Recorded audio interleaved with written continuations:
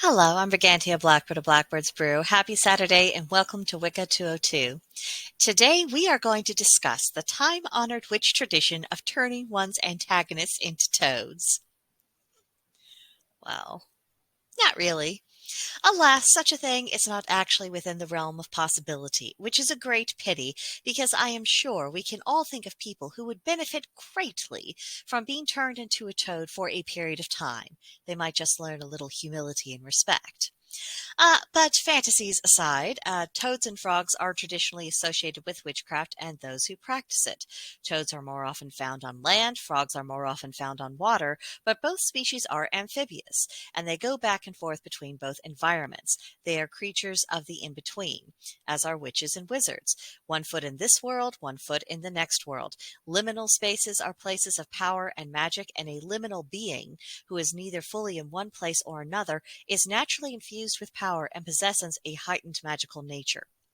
Toads and frogs are considered to be one of the traditional familiars for magical folk.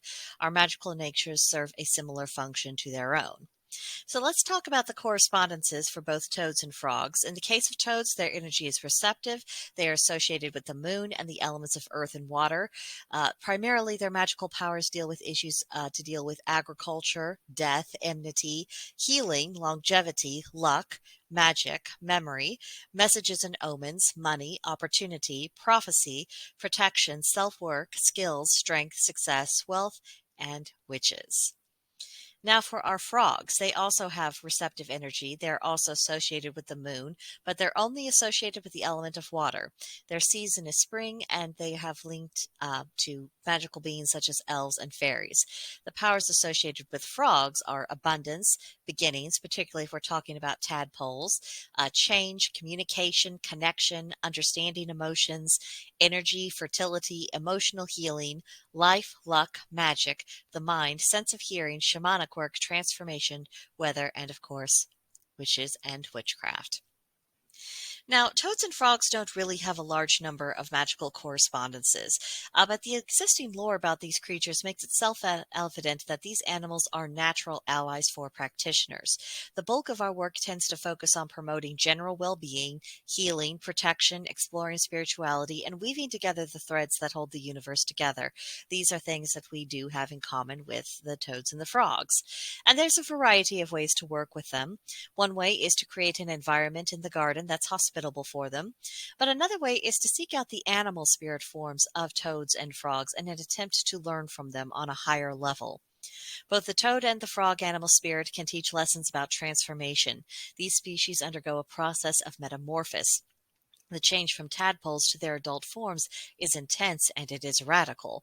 The process of becoming a fully realized practitioner is just as traumatic, and it's just as uncomfortable.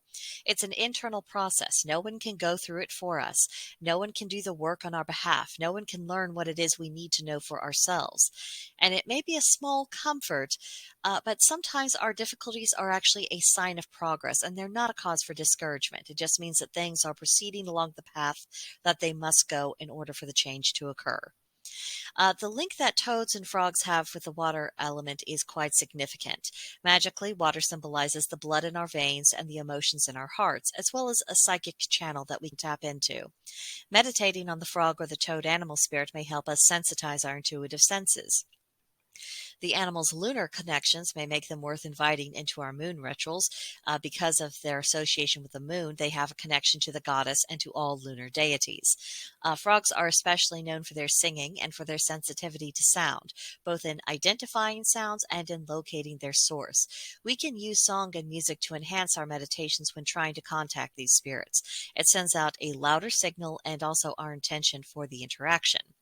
So those are a few basics and generals to keep in mind. Now for our homework for October 8th through October 14th.